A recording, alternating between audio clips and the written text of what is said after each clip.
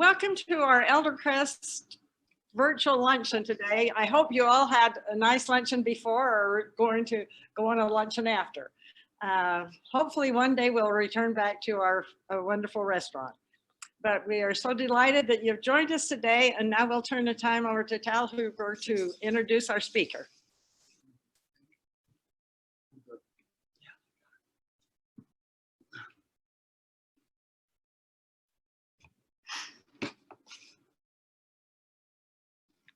Well, it's a great privilege for me to introduce Dr. Matt Ward.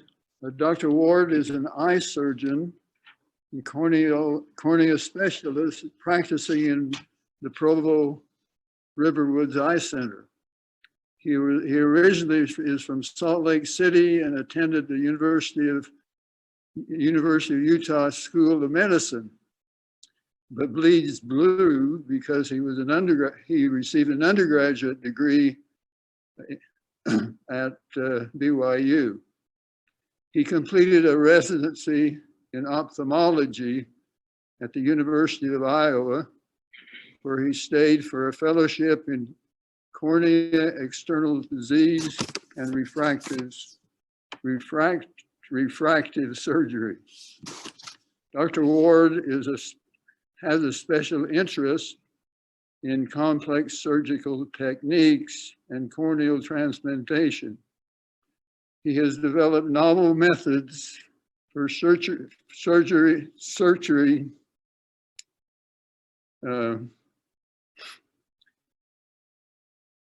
surgical devices, and which are now used by a majority of corneal surgeons across the country. He loves serving communities in need of eye care, both at home and abroad. He has spent time providing medical service in Ghana, Peru, Romania, Moldova, Nepal, and the Kingdom of Eswatini. He is interested in preventive treatments for macular degeneration, and recently introduced into his practice a new laser therapy that has been shown to be highly effective in stopping progression of this terrible disease. He and his wife, Sarah, are proud parents of 4 boys and 1 energetic girl. At home, he enjoys playing the cello, mountain biking, and skiing. And I might say that Sarah is also a beautiful violin player. So it's my privilege at this time to introduce Dr. Matt Ward.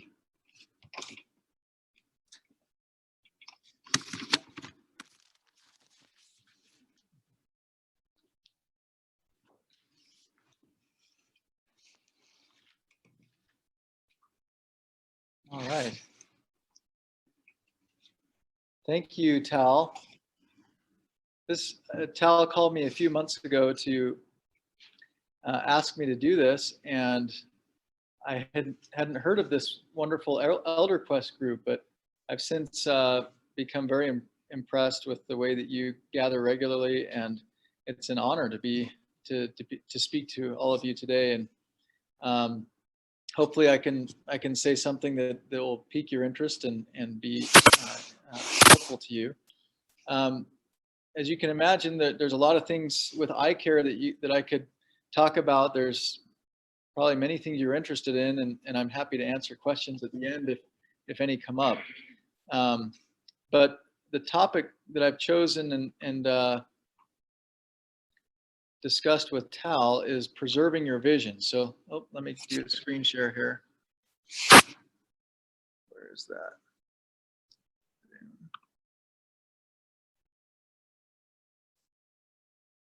There we go. There we go. Share.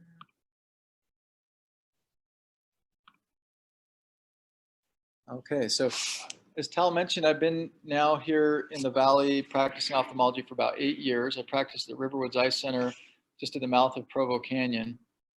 And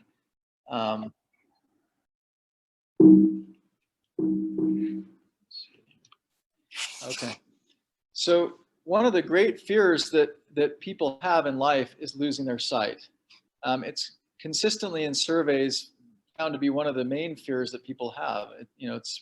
It's a sense that if we have it, it's hard to imagine living without it.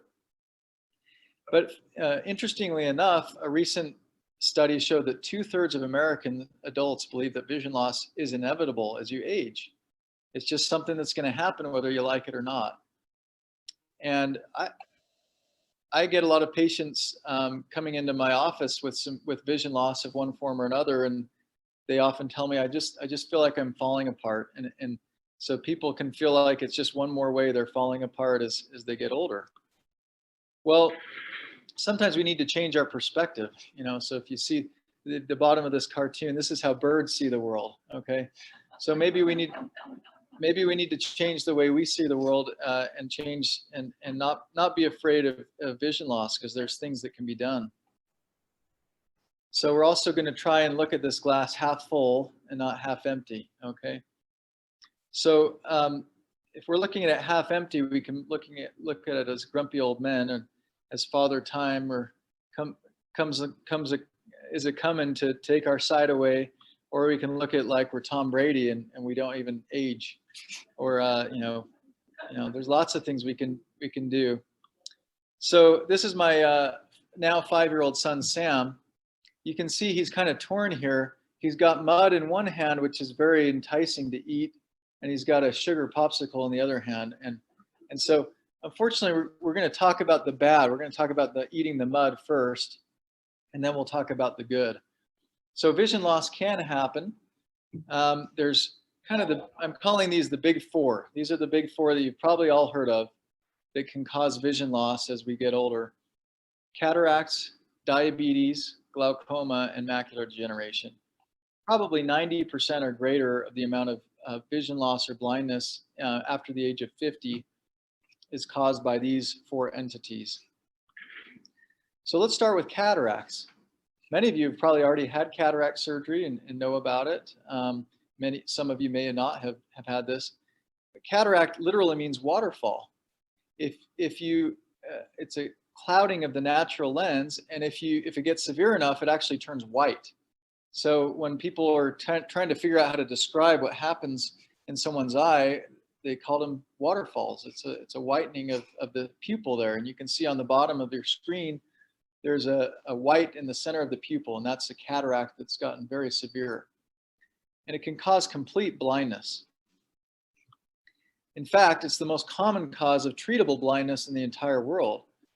It has both genetic and environmental causes.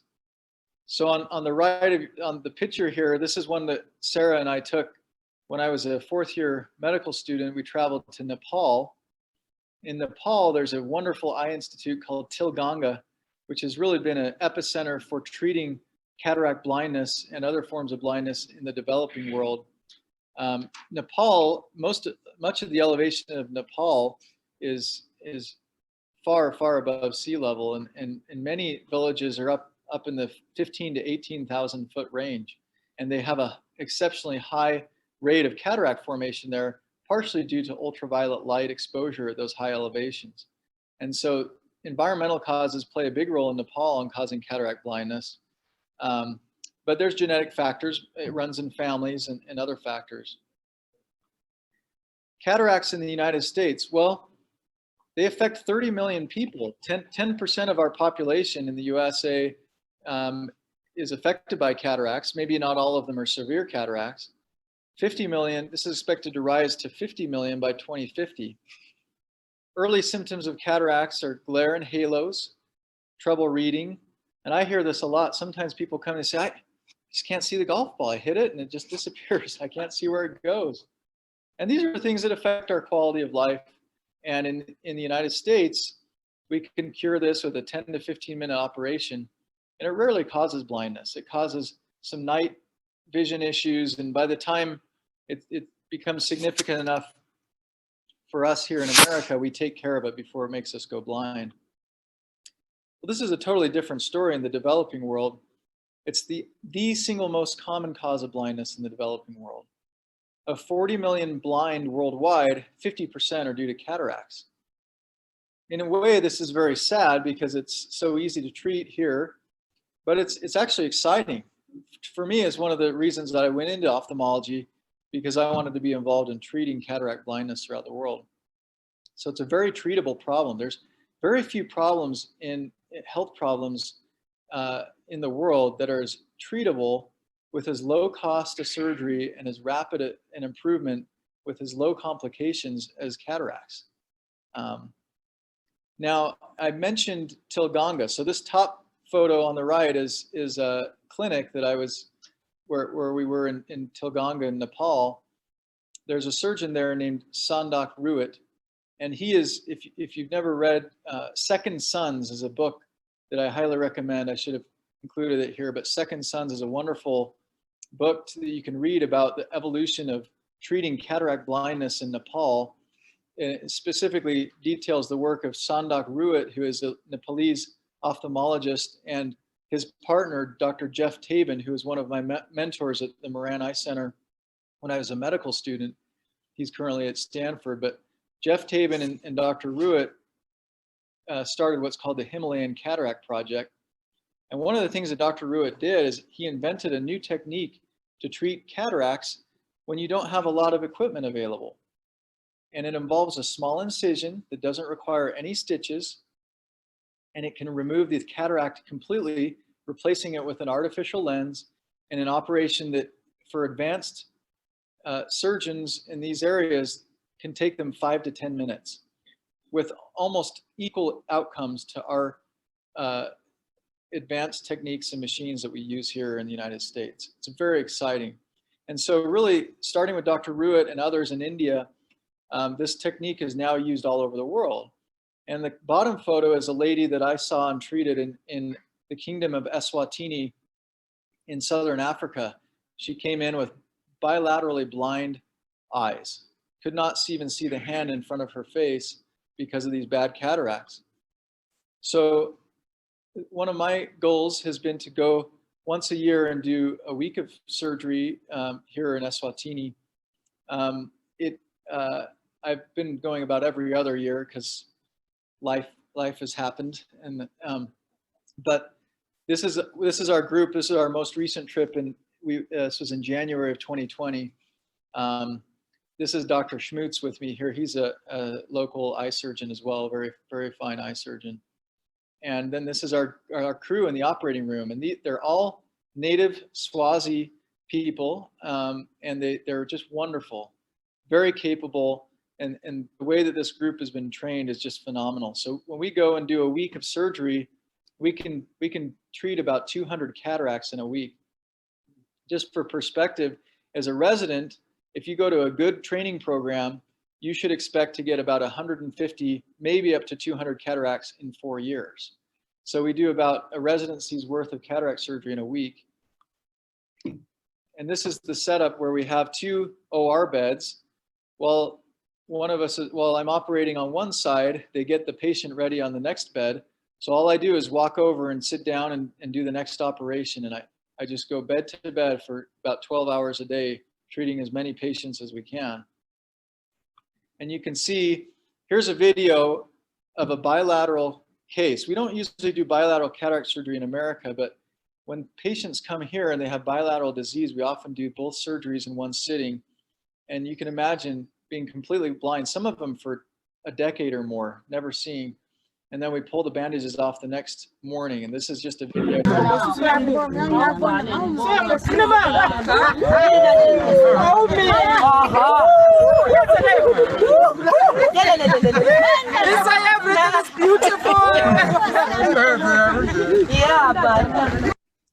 They're very energetic people. Often they'll get up and start dancing.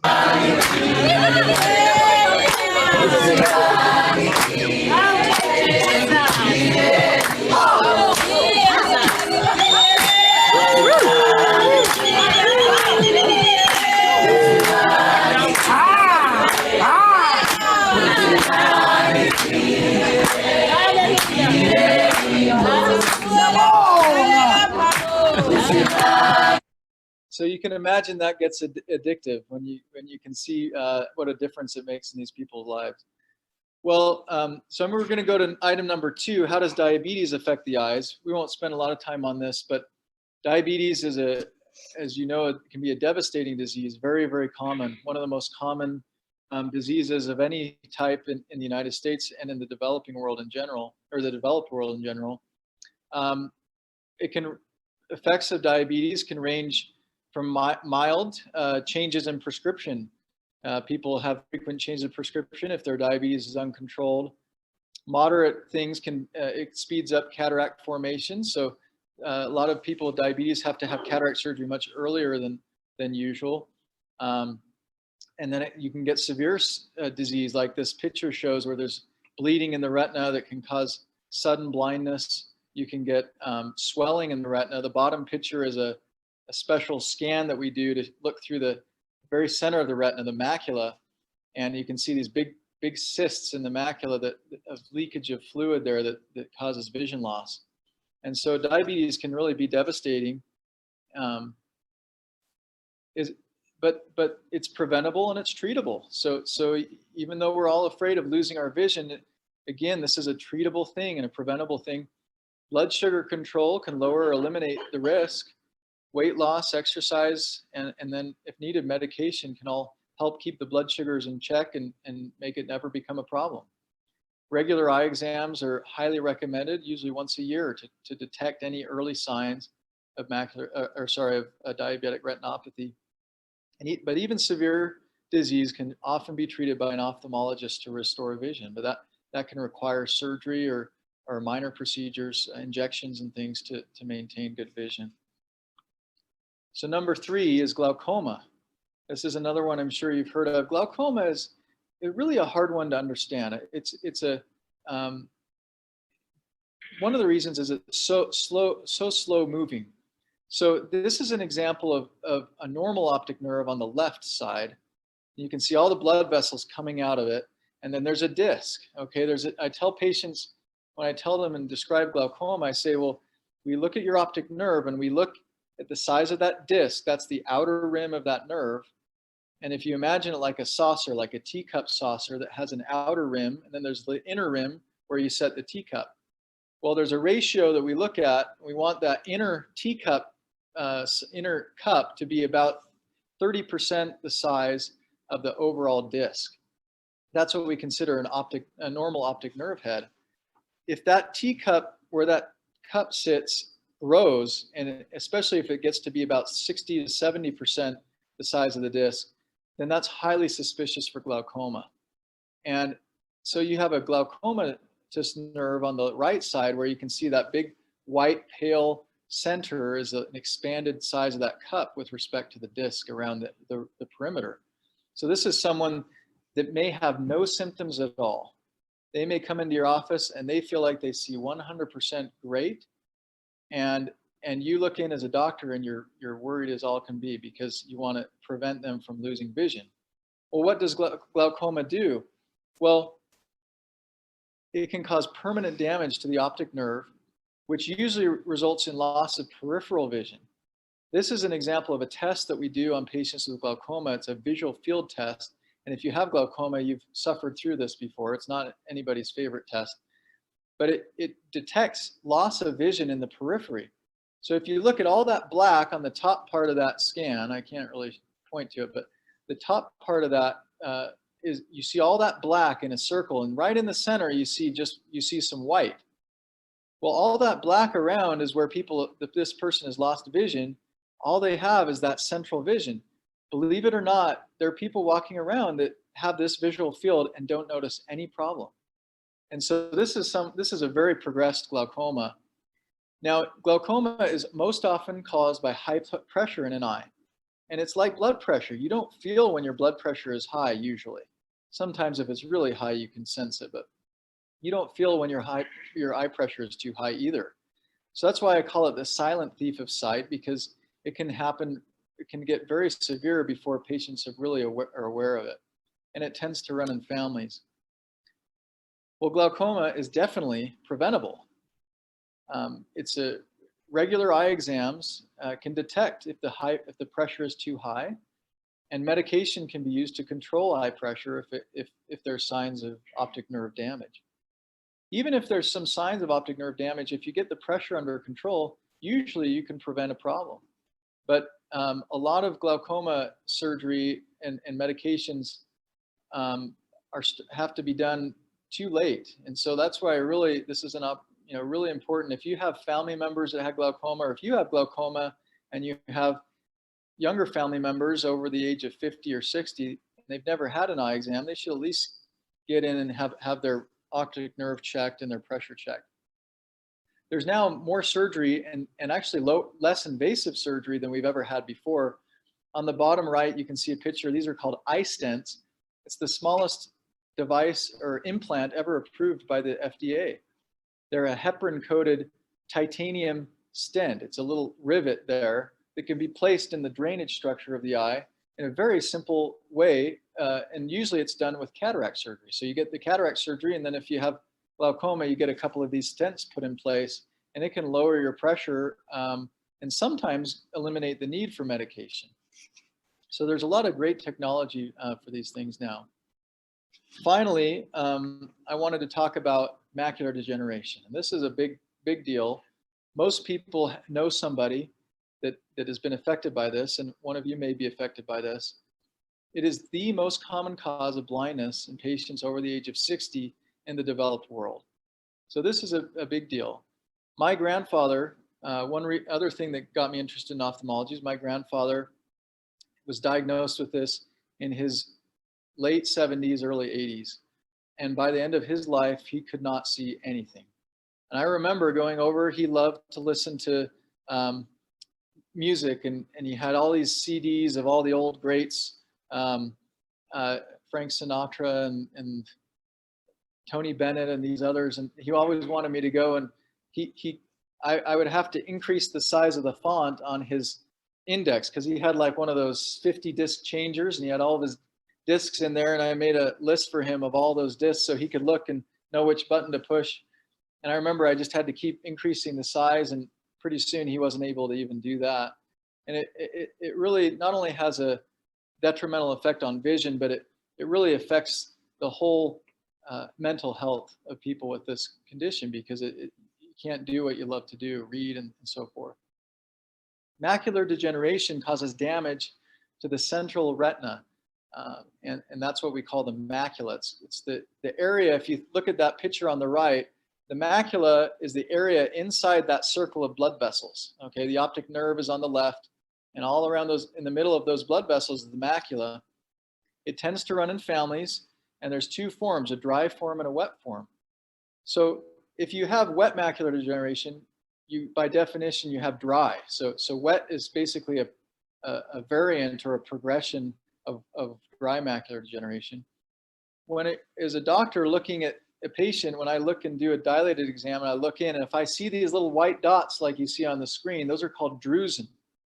Drusen is a German word that means geode, like the stone, because a geode, not a cracked open geode, but an uncracked open geode is kind of a round stone.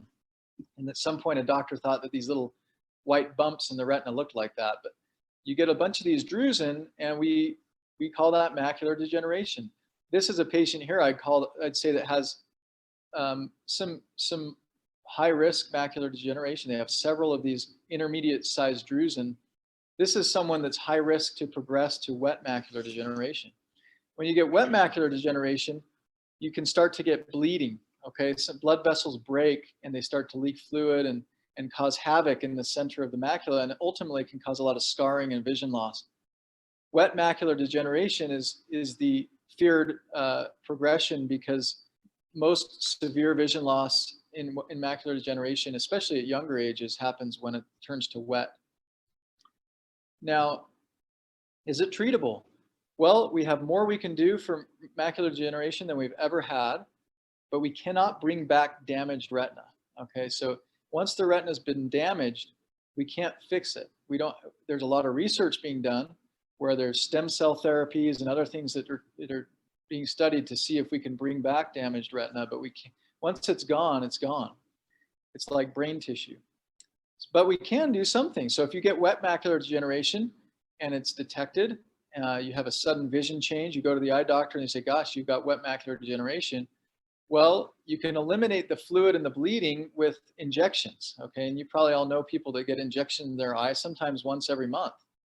They have to go in and get an injection of these medicines here that will cause those blood vessels to go away and stop the leakage of fluid and the bleeding. And vision can often recover even 100% after you've had an episode of wet macular degeneration.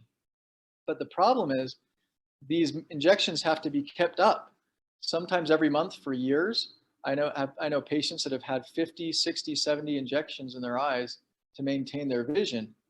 And believe it or not, these medications, especially Lucentis that you see here, is the single highest cost of Medicare in the United States.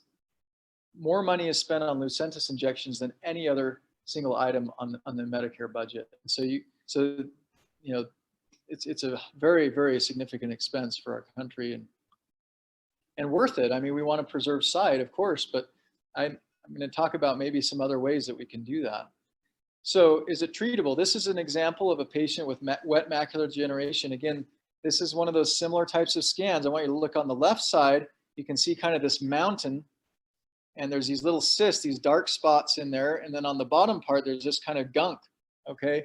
This is someone with wet macular degeneration that's developed what we call a neovascular membrane. They've got blood vessels growing into that gunk and leaking fluid above it. And this is someone that probably sees very poorly on the left. Now, a month after one of these injections, it'll look something like on the right side. And so on the right side, you can see that all that fluid is gone. There's still some gunk there, so they probably don't see perfectly, but it can be dramatic in improving their vision. Well, an ounce of prevention is worth a pound of cure. You've heard that one before. So the theme with all of these is if we can prevent them, we can't bring back what's lost, but if we can prevent them from getting worse, that's ideal. Well, I'm sure you've all heard of AREDS vitamins, and these, for years, this is the standard of care for prevention in macular degeneration. These vitamins have been studied in large groups of people, thousands of people over many, many years, and shown that they can reduce by 25% your risk to get wet macular degeneration. And so that's good. 25% reduction in risk, that's great. I recommend them to all of my patients with high-risk macular degeneration. But is there a better way?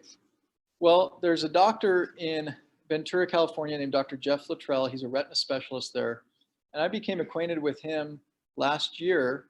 And he is doing, for 15 years, he's been doing a treatment with a special type of laser. It's called a SDM laser or a micropulse laser. Now people hear laser in their eyes and it's easy to get worried that that's going to cause some damage. Well, traditionally lasers for diabetes and for other reasons in the eye do cause damage to retina tissue, but the damage is viewed as collateral damage in the interest of healing because the laser can produce a healing response. Well, he's discovered by adjusting settings on these micropulse lasers, you can actually induce the healing response without creating any damage. And he has shown, and this is just an example of one of these lasers, in a recent study that he did of many patients. He studied 800 patients that he treated over 5 years with this laser therapy. And patients get it every 3 months. They get a laser treatment that's painless, takes about 4 minutes. They come in the office and then they're gone, and they get it every 3 months. And comparing it to patients that took the AREDS vitamins alone, 8,000 that were on AREDS vitamins alone from that study compared to 800 of his patients that were very tightly matched for age and race and other potential confounding variables. And he showed progression to wet macular degeneration over a 5-year period.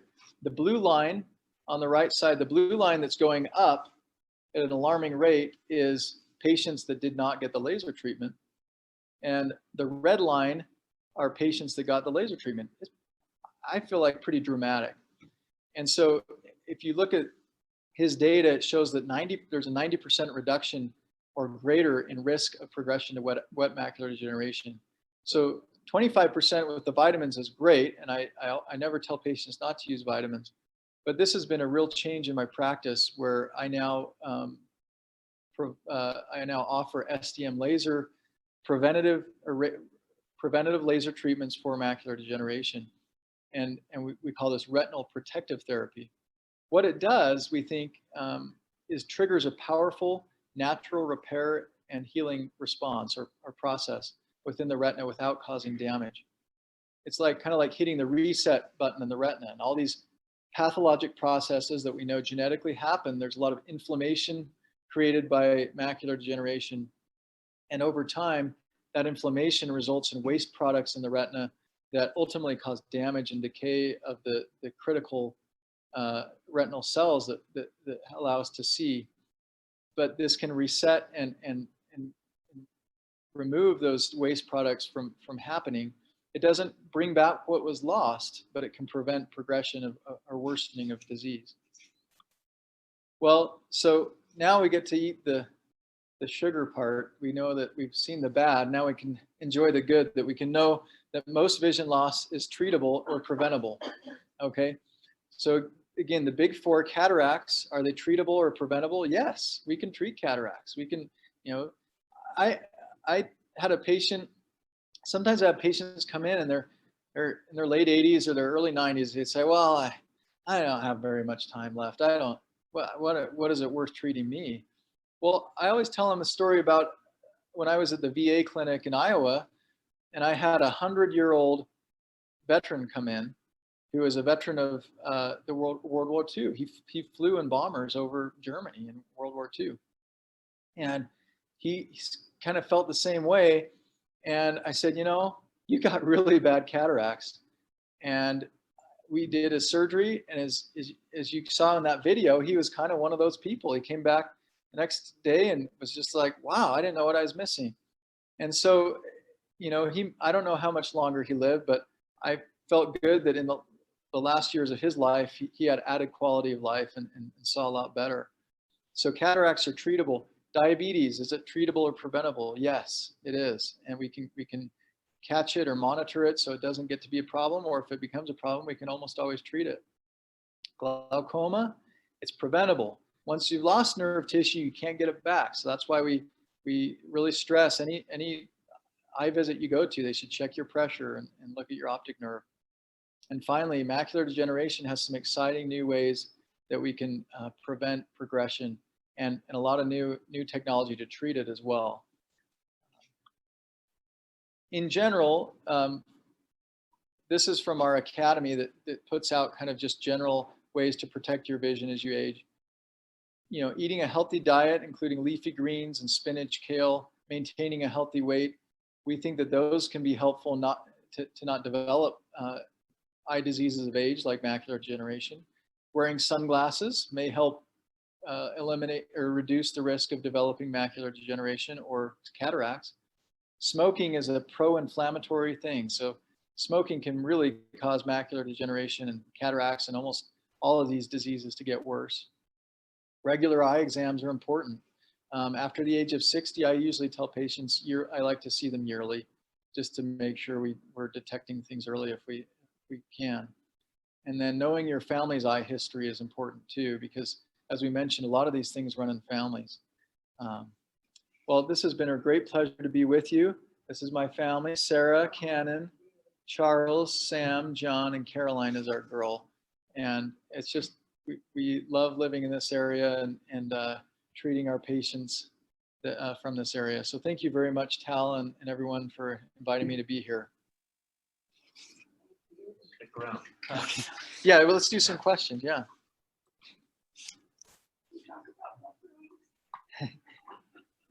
Yes. Hey, my name is Stan. Just want to find some clarification. First of all, cataracts are the best thing that could ever happen to me, because I wore glasses from the age I was 6, and they gave me those those dual vision things with near and far sight. And so I don't wear glasses. I can see both read and distance. But I got them, I thought it was macular degeneration, but I got a hole in the back there. They said it was because I'm nearsighted, the little netting over there was pulling the stuff away from the back. And so they drained all the fluid out of it and put gas in it. And they said capillary action pulled it back together. Question, okay. So what is that called? Yes, so it sounds like you had a macular hole. Yeah. So macular holes, you can get tugging. When I showed you those pictures of all that fluid in the retina, kind of how it's a mountain of fluid, that can happen where instead of being the fluid coming from underneath, the retina can be tugged and pulled from on top. Okay, and it sounds like that's what had happened is it pulled from the top, and at a certain point it can even pull a chunk of retina out, Right. and it causes this hole. And so that sounds like what you had is a full thickness macular hole, and that can be that's one thing that the retina surgeons treat very frequently. Just exactly as you described, you put a gas bubble in the eye, and you have to lay face down sometimes for a day or two, or even longer, to allow that gas kind of tamponades or pushes that retina back into place. Yeah. Flora, did you have a question? I have a question. Yes, I have been getting shots in my eyes, and I think they said it was the expensive ones. And Yes. I'm going back on next Thursday. I wonder if my doctor does XDM laser treatments. So we're the only one, my practice, my partner and I are the only one doing SDM laser treatments in the United States other than this man in California. So it's a very new treatment. I've talked to all the retina surgeons here that do injections and things, and have told them that I do it. I have some patients that go to them and they say, well, I don't know about that, and they don't recommend that you do it, and that's fine. I'm not trying to tell people to do something or not. I feel like it's a very helpful thing. One of the things that this surgeon that I've worked with has found is that patients getting injections actually need fewer injections. So it may not eliminate the need for injections, but someone getting them every month may actually need them now maybe every 3 months or every 6 months.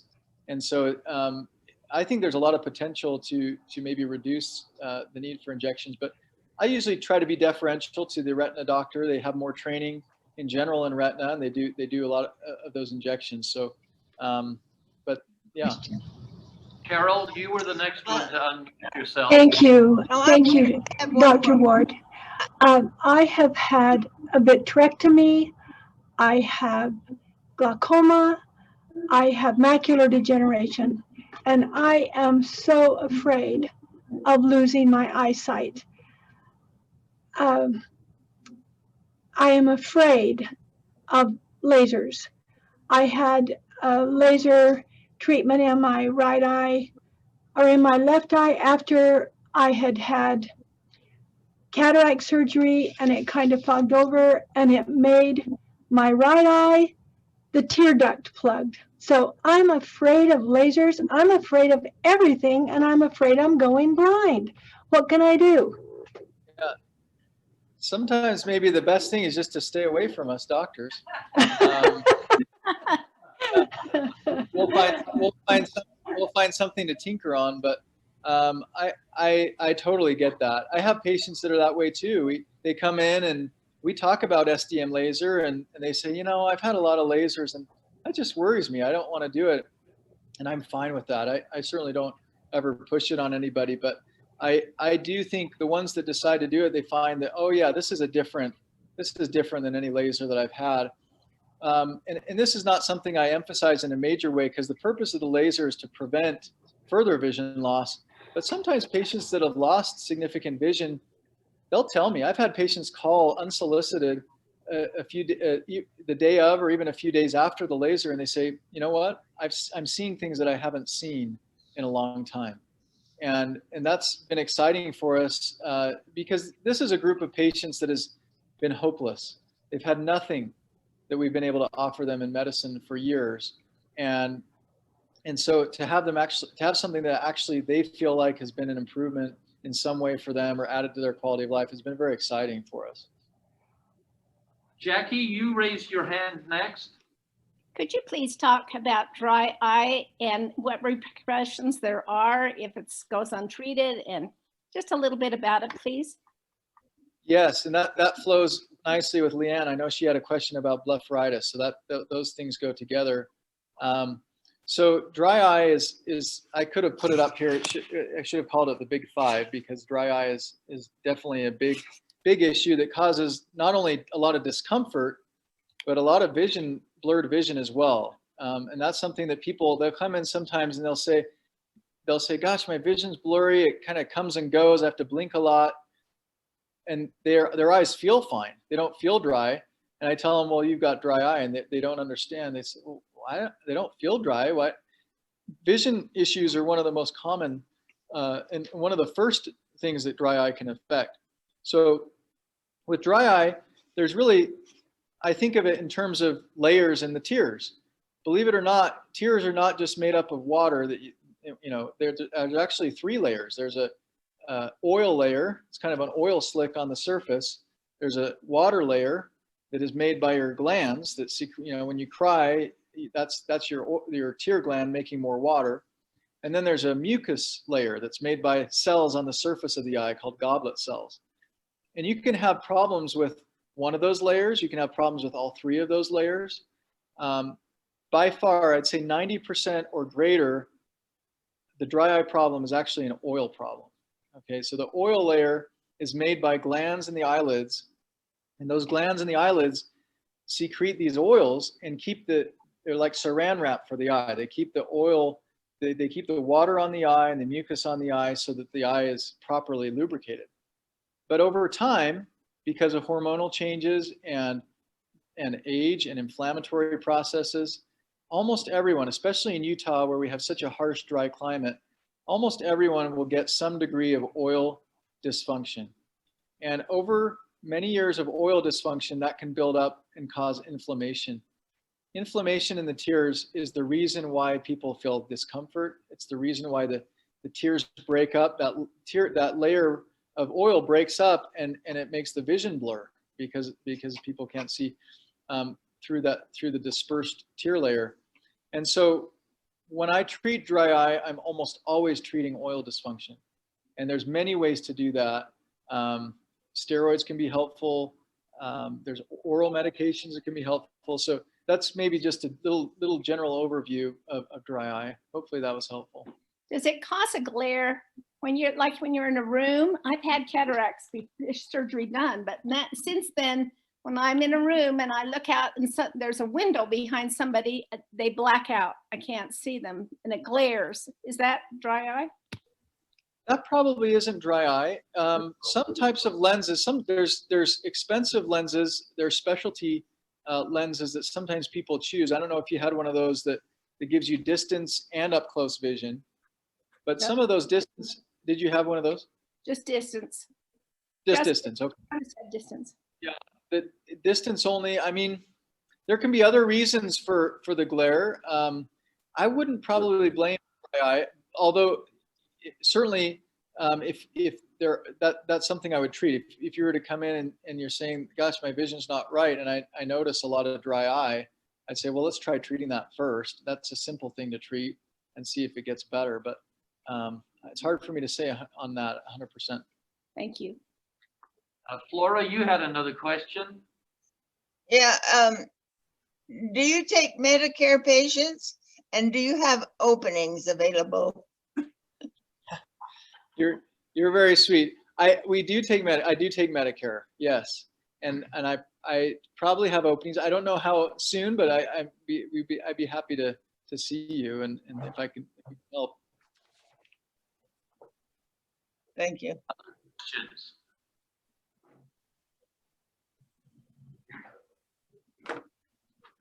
Yes, Leanne. You need to repeat the ones in here. Oh yes, Leanne has a question here. Lorraine, no. Or Lorraine, you'll sorry. repeat it. Sorry, Lorraine. Yes, yes. Uh-huh. Mhm.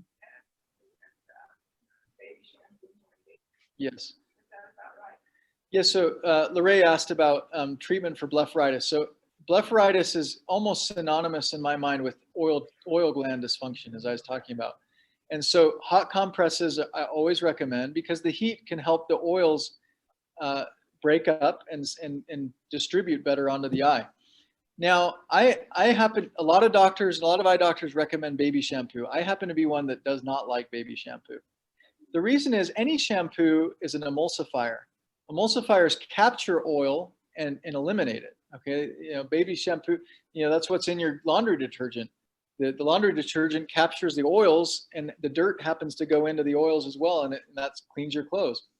So sometimes I think baby shampoo is actually eliminating the very thing we're trying to promote, which is oil. So I'm not a big fan of baby shampoo.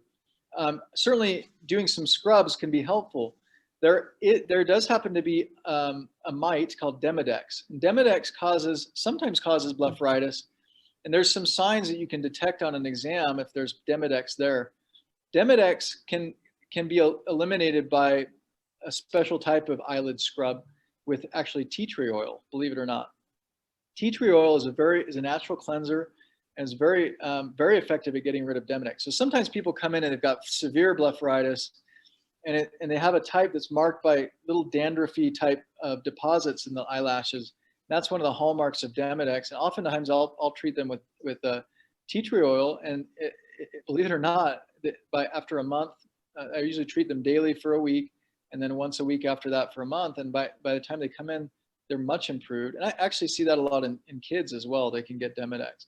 So there's different types of blepharitis. There could be different ways of approaching it. One of my most favorite things to treat blepharitis is actually doxycycline. Doxycycline is an antibiotic taken by mouth, but I don't use it because there's an infection. I use it, we've learned over the years that doxycycline is a very effective anti-inflammatory, and it can be used to treat inflammation in the eyelids, and promotes oil production.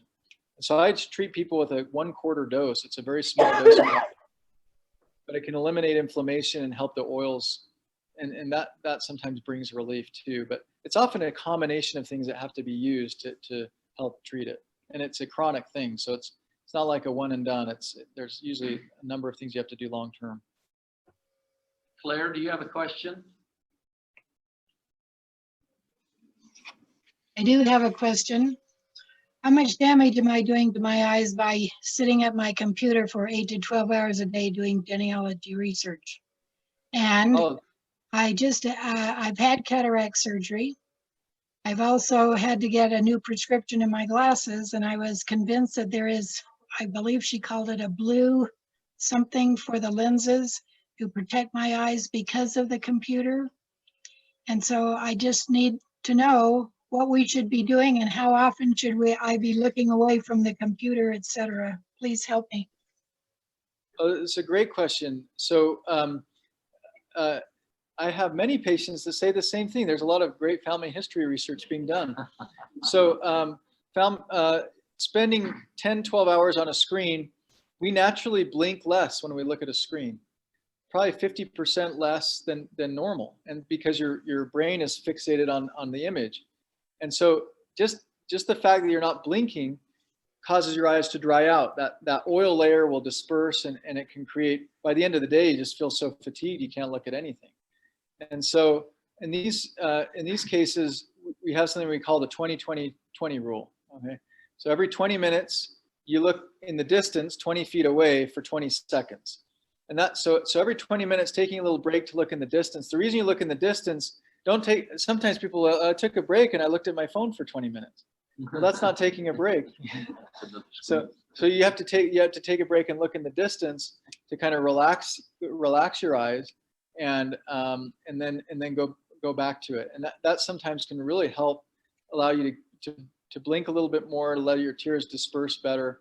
Sometimes using an artificial tear can be helpful as well during that period of long screen use. Occasionally putting a little eye drop in to lubricate the eye can be helpful. But you also asked about blue light filtering glasses. That's something that our academy doesn't have an official position in saying, oh, there's no studies we know of being performed to show that blue light filtration improves stamina or screen time. What I tell patients in those scenarios is I have some that buy them and they really like it, and some I have no one that really hates it. Some just feel, I'd say the majority feel like they didn't really make much difference, but some of them swear by them and say, yeah, it really helped.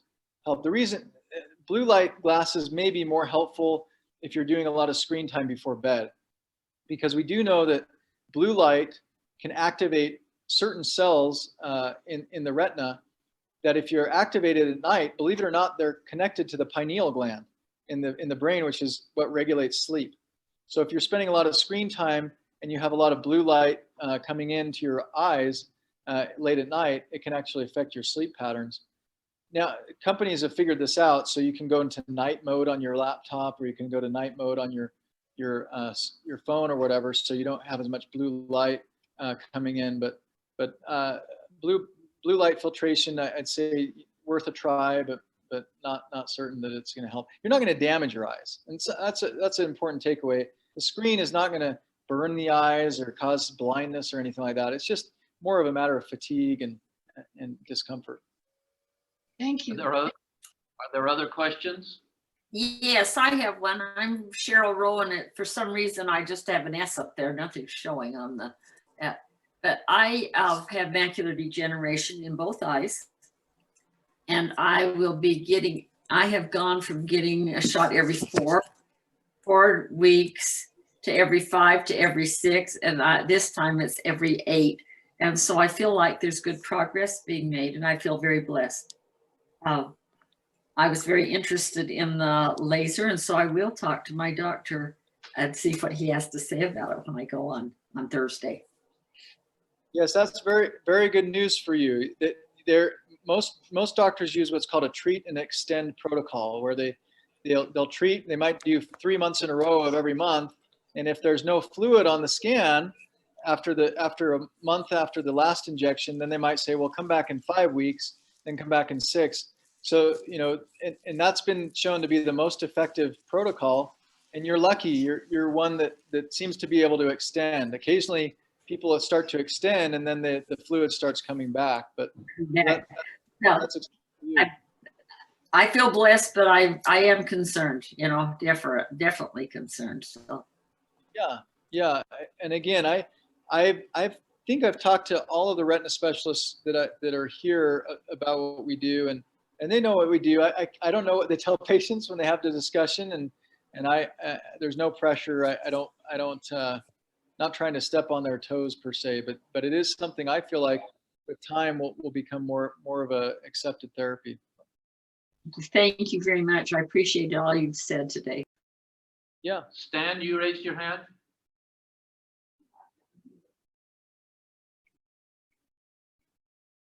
If you did, you need to unmute. Your screen is locked right now.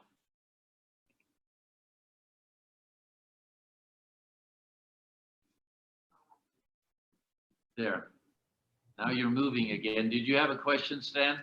Bottom left corner, Stan. You're still muted. Oh, I'm still muted. Okay. Oh, there we go. There we go. Okay. When I was at my eye doctor recently, they said, have you had any glazing or shadowing on your eyes? They said, did you normally get a little buildup on top of the cataract lens that they have to laser back off? But I don't have any yet, but he just warned me just so I'd be aware of it. Anything you can tell me about it? Yes, so that's very common. Most patients that have cataract surgery, I tell them at some point they will likely get at that little cloudy membrane behind the lens. What happens is we put the lens into a capsule. I tell patients the cataract is kind of like an M&M. The lens of the eye is kind of like an M&M. There's a candy shell that surrounds a chocolate center. When we do cataract surgery, we take the chocolate out, but we leave this shell in place. And that shell is a clear membrane that holds that we can utilize. We can exploit that membrane to hold the artificial lens in place without the need for any stitches. But what happens is we're able to get all the chocolate out, but invariably there's microscopic specks of cells left behind of the cataract. And those cells over time can kind of proliferate and make a little membrane and create a little cloudiness. Sometimes people feel like their cataract's coming back. The good news is we have a laser procedure called a YAG laser, where we can kind of blast through that membrane with little micro bursts of laser and clear up that, and it's a one and done. That is only done one time and it never comes back. And so most patients that get cataract surgery, I tell them, plan on getting that laser at some point. Occasionally people go along and don't ever need it, but most people do at some point. But it's not a return to the operating room, and it's not a big ordeal. It takes about less than 60 seconds and it's painless. Ruth, you had a question? Do you know of any pharmaceutical companies that are doing research on drugs for macular? Oh yeah, you know, Genentech is probably the largest pharmaceutical company, Genentech in macular degeneration. They're the ones that made Lucentis. And so I'm not a retina surgeon, so I'm not as, I don't do injections, so I'm not as up on the injection research, but I watched a webinar recently talking about some of them. They've got Lucentis now that can be, it's like an implant that may last up to 5 or 6 months. So there's slow release. There's a lot of research being done in the slow release of these medicines, so that you don't have to have repeat injections, but you just get a little implant or something that's done every 6 months or every year or something like that. There's lots of exciting research. In my institution, my home institution of University of Iowa, there is a research center there, one of the top in the world, that is doing stem cell research, where they're able to take skin cells. They take a little punch of skin. They can turn those skin cells into retina cells through a series of processes, and then they can transplant those retinal cells into animals. And now they're getting close to transplanting them into humans. And so that retinal stem cell transplantation is actually how I got into ophthalmology in the year 2002. I went to a lab at the Massachusetts Eye Ear Infirmary. It's Harvard Institution of Ophthalmology. And they go to look up ophthalmologists. And there at that lab is where they started this this cutting edge idea of transplanting stem cells into the retina. And over the last 20 years, we're finally to the point where there are several institutions that are now to the point. Human trials, but it doesn't show it on there. So human trials might begin for that type of treatment. Penny, you've raised your hand. Yes, I have. Thank you, Dr. Ward. We were excited to hear you and hope that our insurance company just changed and we aren't able to go to Excel, which we used to go to. So we're going to ask if you did, if our insurance covers yours, and it's called the VSP, Vision Service Plan. We were with Regents, but they just canceled. They don't cover Excel anymore. And so yeah. Well, so we take only medical insurance. So VSP is what's called a vision plan. So VSP can cover contacts and glasses, and they'll often cover like an optometrist eye exam, like in an optometry office. But as an ophthalmologist and a medical doctor, I take medical insurance. So I can't think of any Regents plans that I don't take, or Medicare plans, but we don't take VSP because it's not medical insurance. Okay, well, we had Medicare. I guess it would cover surgeries. But can I ask you real quick, if you probably don't know whether Utah Valley is covered. You don't know who is covered with this then? Yeah, I mean, Medicare covers eye exams. I guess my question was going to be, who is a good ophthalmologist that you would recommend then? I mean, if we have eye surgery, we'll come to you. I'd be happy to hear what you have to say. Oh yeah, honestly, I mean, if you're looking for an optometrist or someone that does glasses and things like that, maybe on the chat or something like that, or I can recommend some names or whatever. But we do regular eye exams too. We do glasses, prescriptions, and contacts. And Medicare usually covers eye exams. We can bill medical codes if someone has early cataract or something like that, and okay. Usually there's coverage there. But okay, thank you. Gerhard? Yes, Claire. It's Claire. And so that is my question, Doctor. at what level of eye needs should a patient walk into your office?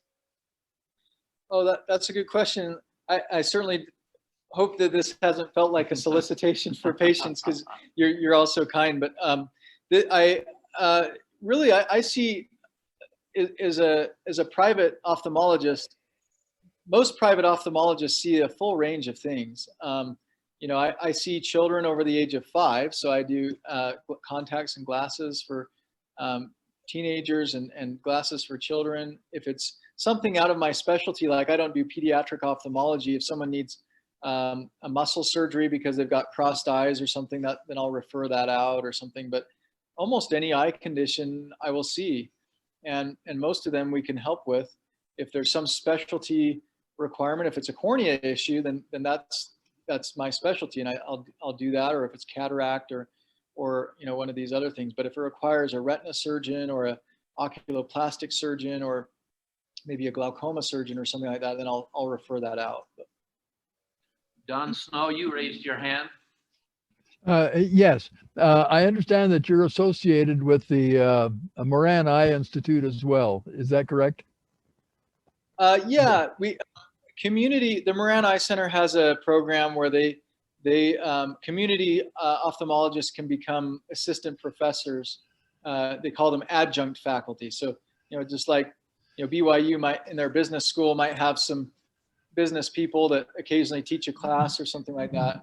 And there's various things that you do to maintain that status. You can teach residents, you can publish papers. So that's one thing that I try to do is write and publish some of the research that I do, and stay affiliated there. Okay. But are they doing anything with the laser, the SDM lasers that you mentioned? The Moran Eye Center? Yes. They're currently not. No, they know about it, but they're not. Are they doing any studies related to it? I know they've been doing recently lots of macular degeneration studies about genetics, and it's a genetic problem. Yes, Dr. Hageman, who actually came from the University of Iowa, they recruited him from the University of Iowa to Moran.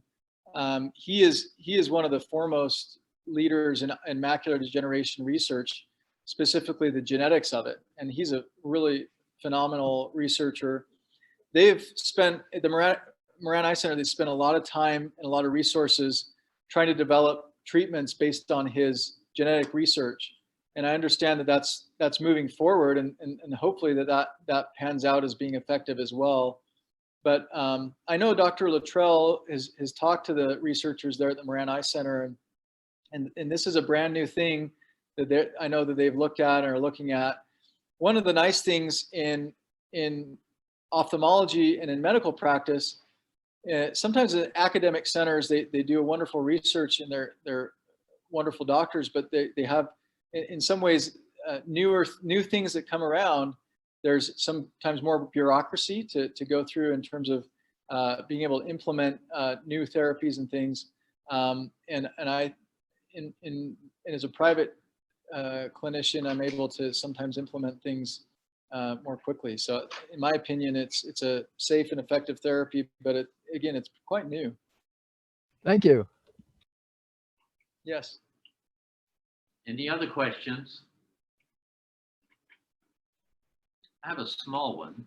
I had a torn retina many years ago, and laser treatment was used to weld it back to get back to the back. And there was some bleeding that resulted from, not from the treatment, but from the tear. Does blood that accumulates within your viscous fluid ever dissipate? Does it? Yes. Is it something that needs to be treated? No treatment required. Yeah, blood will completely cycle through the eye and be eliminated. It's broken down into its constituent parts, the blood cells and things, and then just slowly eliminated through the natural. You know, the eye is constantly recycling fluid, and the vitreous gel in the back constantly is being replenished with new fluid. So it sort of becomes diluted out over time and broken down into smaller parts where it can be eliminated completely. So sometimes patients get a lot of blood in their eye from a tear, and so much so that sometimes a retina doctor can't even see to do the treatment. And so sometimes they just wait, and after a few weeks, the blood will be gone, and they can see what they need to do. So yeah. Interesting. Okay, thank you. Tal has a question. What about just eye drops for dry eye? Yeah. It doesn't absorb them. Repeat the question. Yeah. Oh, yeah. Tal asked about eye drops for dry eye. So, and then Lorraine asked if they're absorbed. Your eye doesn't necessarily absorb them. They actually become, they drain down in the corner of your eye. You have little tear duct openings, and over time they'll just dissipate and drain out. They won't be absorbed into the eye. But you go to the drugstore and it's overwhelming. There's like a whole wall of dry eye treatments, and companies have discovered that they can market different niches for them. Most of them are pretty comparable. I usually recommend, because I feel strongly that most dry eye has an oil deficiency component, I recommend an oil-based artificial tear, and there's not that many of those. One of them is called Refresh Mega 3, which I really like because it's preservative-free. Mega 3, because it has omega-3 oil in it, which is a natural anti-inflammatory, and it's preservative-free. So I like that one. There's one called Retain MGD.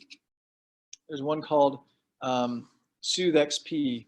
So some of these, Soothe makes one that has a lipid in it as well. And Sustain Balance, the other thing is they change their brand names all the time. So, I can't always keep up with the current ones, but if it advertises an oil component, I typically favor those. But it's kind of a trial and error thing. I tell patients, try a few and see if there's one that you like more than another. What about the frequency? So Tal Huber asked about the frequency of using artificial tears. That varies patient to patient. Yeah, anywhere from as needed, where you just kind of put one in when you're kind of feeling dry or blurry, to some of my extreme severe dry eye patients, I have them putting them in every hour, as long as they're awake. And so it really varies. One thing I'm a big fan of for dry eye that I didn't mention are punctal plugs.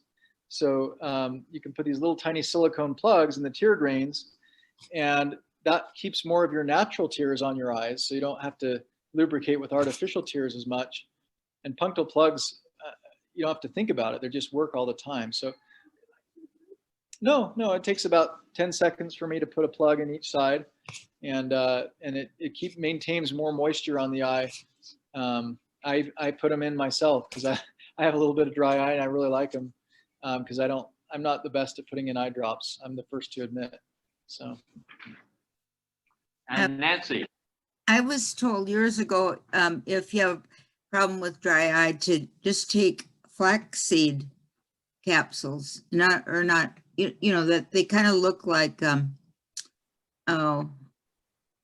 hardened oil, flaxseed oil. Are you? Yes. So that could help. Yes, omega-3 oil is natural anti-inflammatory. So part of my basic dry eye recommendation is to regularly take omega-3 oil. That could be flaxseed or fish oil or krill oil. There was one study that showed that krill oil may be potentially a little bit more effective because it's more rich in omega-3. Sometimes fish oil is a mixture of omega-6 and omega-3, but and there's some controversy. Some people don't feel that omega-3 oil helps, but I found it to be helpful in my patients. So yeah. Yeah, take it by mouth. One capsule a day has 1,000 milligrams. I usually tell patients to start with that. So yeah.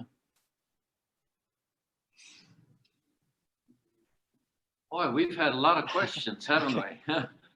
We spent more time on questions than on your lecture. Thank you for your. One more question. The Costco magnifying glasses, are they detrimental to the eye or helpful? No, those are great. Yeah, I tell a lot of people get cataract surgery and they see great at distance, but they just need over-the-counter cheaters, and the Costco ones are great. Any of those are pretty straightforward. They're not going to cause any harm. Thank you. Well, thank you very much. It's been a pleasure to be with you. I'm sorry we couldn't do it in person. Maybe another time. Thank you.